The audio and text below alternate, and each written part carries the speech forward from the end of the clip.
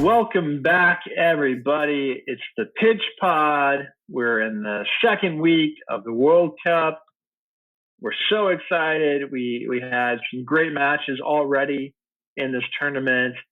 I'm your host, Jeff Stebbins. Joined with me, as always, is my co-host, the man that can't be razzled, the man that won't be dazzled, Cool Joe himself, Joe Janner. Joe, how are you doing tonight? Wow, thank you, Joe. What an intro. I mean, it says, yes, cool as can be, especially this time of year. Looking forward to discussing the World Cup thus far and our predictions that are for what we're looking for into the future. So glad to be here. Thank you, Jeff. Oh, absolutely. We're glad to have you. Cool Joe. So, Joe, if you don't mind kind of taking us through, there's so much stuff going on, so much excitement. But if you don't mind kind of recapping some of these major games or upsets, and I'll jump in when I hear something that sounds familiar. Well, sure, we haven't been without, that's for sure. I think many have looked at the Argentinian defeat at the hands of Saudi Arabia as probably being the major defeat of the tournament thus far. I don't know how many people looking at the matchups and looking at the fixtures that were in this World Cup would have said, "Oh, that's they circled that as an Argentinian win to start out the tournament. Best of luck to them as they go along." And then they get taken there for a ride in a sense that they did lose 1-2, and I think that for the most part was the biggest surprise so far of the tournament. It's worth suggesting, it's worth mentioning, but that's what happens. I think that maybe, do I want to put it out there and say it's potentially in part of the arrogance of the Argentinians to think that they could go into a tournament to any side? I mean, it's 11v11 game. They're out there to play. I don't think anybody showed up, got on the flight, got on the train, bus, however they got to the match and said, I'm just going to roll over because this is an Argentinian top-tier team.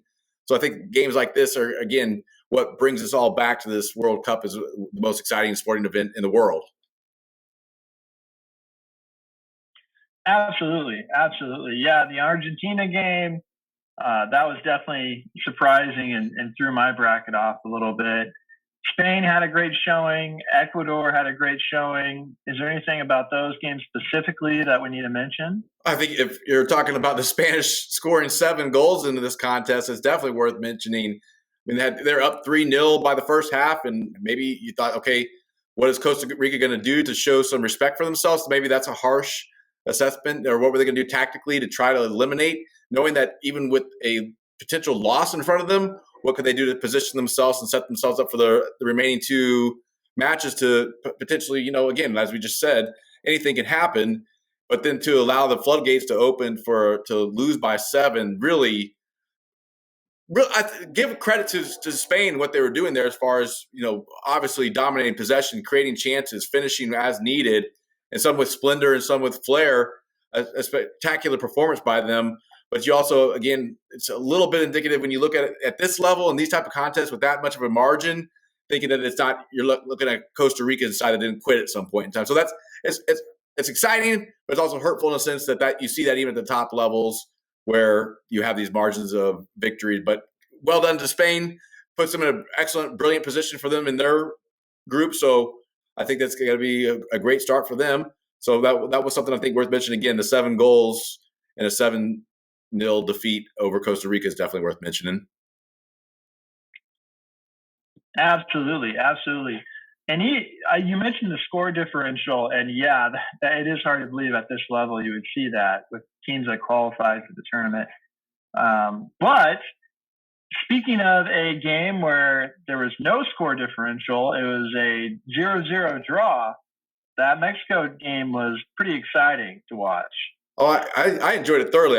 Again, it was because of the time of the day, and it was where I was, and I had the focus to really get into it. But also, I think there was something about the ambience and the setting of the stadium where I think a large majority of that stadium was filled with Mexican supporters, and I think they even went on to say that it almost was, again, a Mexican home game there in Qatar. So for them, it really exciting in a sense that they were there in support. And, well, we would look at it, and aside from goals being scored, it just seemed to be a well-contested contest. It seemed like, again, what we look forward to in the World Cup. It's a it's a difference of style. It's a difference of opponents, the way that they match up and line up and play each other.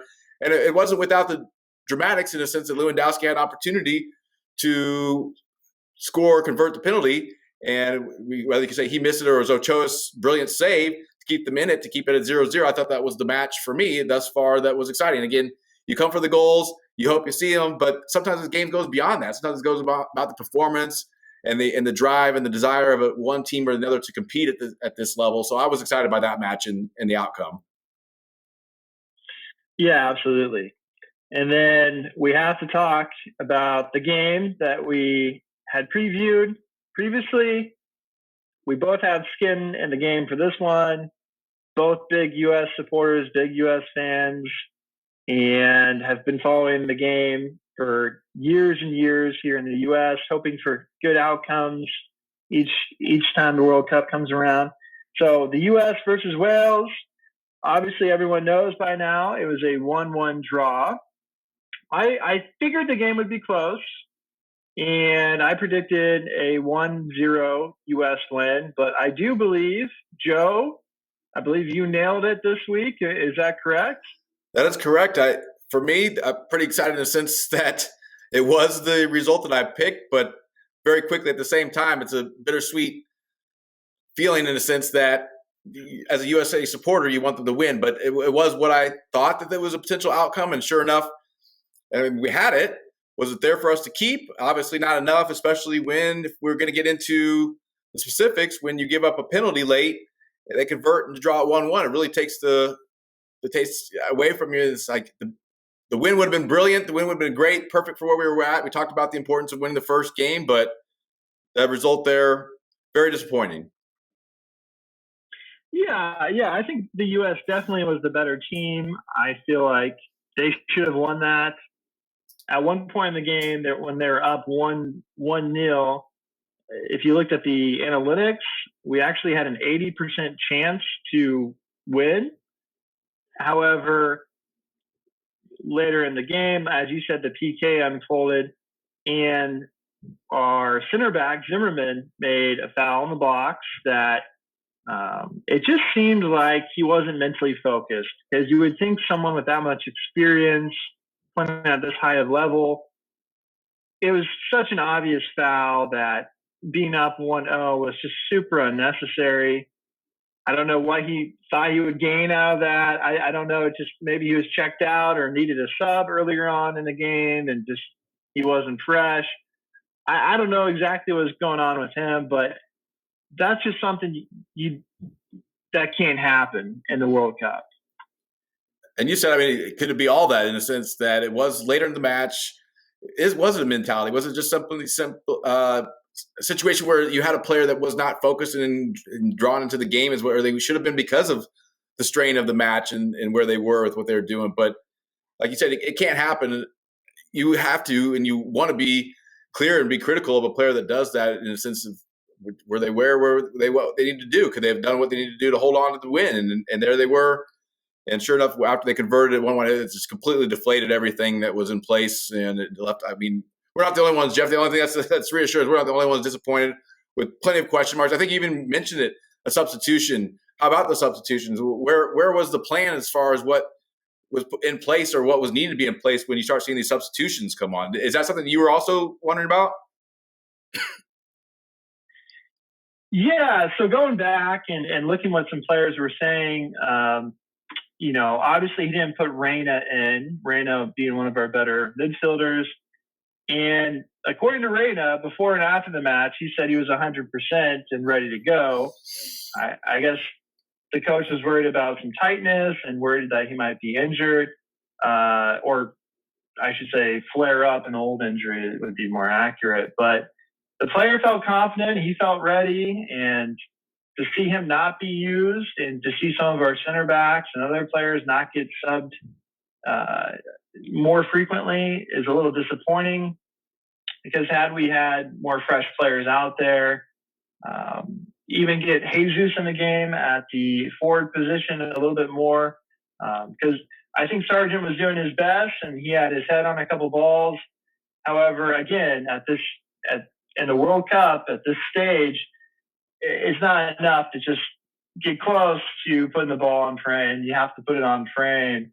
And those crosses that he had into him were really quality crosses. So I'm glad he was in the right position. I'm glad he got a head on the ball, but you got to put it on frame at this level, at this point, as a member of Team USA in the World Cup opening match, in a really, really crucial game, because in order to advance, we're still in it. We still have a chance, but this would have been a huge game to win for us looking to advance. And as you mentioned, the momentum behind it. So it was really a crucial game. And had we won it, I think it really would have altered things moving forward. And I agree totally with that perspective, that analysis, in the sense of where that took us, that drained the momentum. I mean, having gotten the first goal, going up, looking like, in a sense, that we controlled, especially in the first half, most of the game. I mean, there's a few question marks tactically about where and when they couldn't have utilized the midfield more to build up, as opposed to working outside a lot and working in wide areas. Yes, there was quality crosses that were put in, and as you suggested, there were ones that should have been finished. But overall, I mean, the game was just disappointing. The fact that you mentioned the Reyna. I think most of us at home were like, "Where's Reyna? Why is he not coming on? Where was the plan, or not the plan for him to be a part of it?" And so you do ask, was it injury? But if you have a player telling they're good to go, then you wonder if there's more to it than that. And it's, again, the game was asking for a player of that potential to come in and provide what they have and add a dynamic to the attack that was necessary, especially at the point that the goal was conceded and it was drawn. If you want to go for it, as we knew, it's an important win. Where was he? So a lot of question marks as far as the choices for substitutions and throughout that match. Yeah, absolutely. Absolutely. And there's actually been some criticisms of the manager, Bellhotter, as well, for some other things. And it might sound a little superficial, but I, too, as someone who was watching the game, just kind of, as a manager, as a coach representing the United States, to come out and I would have liked to have seen him a little bit more passionate, enthused throughout the match. It kind of seemed like just another game to him as someone who's observing. I could be wrong. I wasn't there for the halftime speech, and but just from an observer's perspective, it didn't seem like he had fired the team up and that he himself was completely prepared and ready, even down to the attire, which again sounds superficial, but I think a lot of people would say that U.S. soccer has an image problem, right? Ooh. And internationally, we're not seen as competitive enough, and hopefully we're working up there and getting closer to where we need to be. But when it's the first game of the World Cup and our coach comes out in literally a cotton T-shirt and Jordans, and don't get me wrong, I love Jordans. I love the style. Don't get me wrong. But is it appropriate attire as the manager representing the United States for the first game when you don't really have a great, it's not like Bill Belichick here where this guy is just, he knows what he's doing to the point where, hey, I can wear cut-off sleeves in the Super Bowl and don't worry about it. We're still going to win. I don't think we're at that level where he can just show up and wear what he wants and so maybe I'm a little bit traditional in that sense, but as someone who's watching and taking it serious, to see our manager come out, as I said, with Jordans and a T-shirt, I was a little disappointed. Well, that takes the criticism to a whole other level, in a sense that I think what you're saying is Berhalter didn't get the memo that this is not an easy street, and he's not just to walk on, to stroll on, and have an attitude and a stance and a position that's just so easy going, in a sense. I think that's what I'm gathering from what you're saying, and begging and asking for a manager that's going to come out and take that more upfront business sense, get this job done. And we saw everything but. And so I think that's fair criticism. I think it's fair to look at it, especially when you talk about the image, especially when you talk about that related to an identity of what others are looking at. If you want to talk about what others are looking at us thinking, it hurts. If that is a perspective, and others that would be even looking and going, well, what are these guys doing? They're supposed to come out here. I'm not saying it's got to be button up, suit and tie necessarily, but I think if at least what you're saying is a little bit more an attire, if you will, but it goes along with his positioning and his way about himself, that he would want a little bit more upfront professional standpoint. So I get that. So I think that's, again, a whole other level of criticism as far as U.S. soccer, but maybe it's time for other people to hear that. So, Jeff, I appreciate you bringing that up. Yeah, absolutely. And the professionalism and the pride kind of go hand in hand. So that's where I'm coming from, at least as a fan and observer, wanting us to do well. That's kind of my standpoint on it from what I see. And the optics, how we represent ourselves. I think that is important, right? But that kind of brings us, now that I got that off my chest. Good. I'm glad you. Yeah, definitely. Don't want to leave that one behind. Yeah. Yeah. And for all people, for me to be a fashion critic is a little ironic, right? But if you and I get to that point, then something must be wrong. So, looking ahead, we have USA again. We're going against a really tough team here, England. USA is currently ranked 13th in the world according to FIFA, and England's currently ranked 5th. The viewers, everyone right now is giving England a 61% chance of winning, USA a 17% chance, and then a 22% chance of a draw. That seems pretty fair, pretty accurate to me.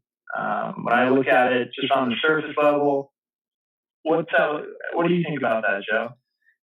I know that we're up against a challenging competitor. That's for sure. I mean, if you look at the result that they got, their 6-2 win in their opener, almost having their way in that match in a sense. You do have some concerns about what they're going to bring in comparison to what you saw the USA put together.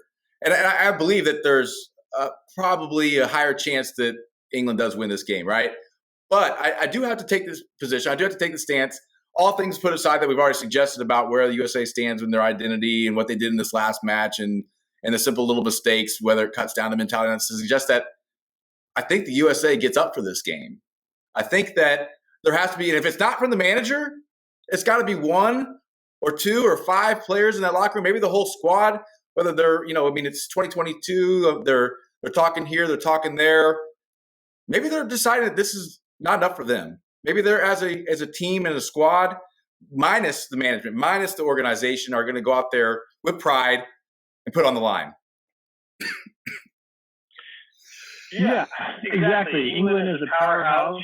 They have Kane, who's just a goal-scoring machine, and like I said, they have Kane, who's a goal-scoring machine, and their whole team is made up of Premier League players, starters. So they're going to be coming out and looking sharp. We know that much. But I think you make a good point. I don't think that the U.S. is necessarily short in talent, right? Pulisic, Jesus, if he gets enough playing time. I thought Turner did a quality job as our keep. I think we do have enough talent there to work with if the tactics and the substitutions, if that gets figured out before the game and it's managed at least decently, then I think it could be a lot more competitive than what most people are thinking at this point. And I think as USA supporters, that's what we're hoping for, right? Again, if we get into our hearts and we get into our feelings about what we want, I think that's what we gotta believe, and that's what we gotta feel going into this. As I say that, if I put on my cap in terms of looking at this game from another perspective, I do know it's going to be a challenge. I do know that I wonder if anybody within the organization, within the management, the team themselves have an idea about what they're going to do to compete against an English team that has what they have. So that's where the concern is for me. And I think that's what's going to be revealed in this contest, in this match specifically, is the personnel there, whether from the players all the way up, to be able to look at what England has, the opposition. Because your first and foremost job, I'll say this again as a manager, is to know what you have within your own squad. And they know what they have. And I'm saying this, Jeff, and it's really almost tough to go. Or is it, again, me going on this tangent, does maybe the manager not know if you're not figuring out a way to include Arena into your squad as whether it be a starter, whether him be in significant minutes, the guy that's playing at this, well, maybe we don't know. So I don't know if it's someone within the squad speaks up, and I don't know how that looks, the dynamic between the team and where they're at now after that game and what their feeling is like. Is it going to step up and say we need to make some serious changes? Or is it just going to be some slight changes then, not only personnel-wise, but tactically as far as what they're going to do? But I think getting back to my point is we know what the English are going to present as far as competition. We know what they can do. Do we have it in us to put ourselves together to compete against that? That's really where we're at. And if we're going to make predictions, we're going to talk about what we think the score is going to be and where this game is going to go. I think that's what we have to think about is where that divide. What's the divide? Without almost giving away my prediction of how this is going to go. Yeah, exactly. So I think England sent a message, a pretty strong message, with their game against Iran, just blowing them out of the water completely. I think they believe, and I think they are capable of potentially going all the way. And I think U.S. has some management issues. Like you said, some things that it just has to be fixed. It's unacceptable for these things not to be fixed by the time we get to game time. So, traditionally, you always make the prediction first. Let's keep that going. Okay. I like this. Let's keep that going. And I will. And I'll get to the first part that I'm going to look at is the fact that I do think that we can score a goal against England. I think that they're susceptible to being scored on based on the way that they're set up and the personnel that they have in the back line. I think it was shown in the contest. I think after the match, the English manager suggested that he would have been happy with 6-0 win as opposed to 6-2. Well, it wasn't going to be that. It was going to just figure out how you're going to eliminate the 2 goals. And I think that's where I do see us having some success. And I looked at it and I mentioned it. It's just the 1 goal, though, for us. And it's the English with a couple. So my prediction for the upcoming match, England versus USA, is that England will win 2-1. Yeah, that's a solid prediction. That's completely understandable. I do think it's going to be a fun match, an exciting match. I think Pulisic's going to show up. He's going to play like he has a chip on his shoulder.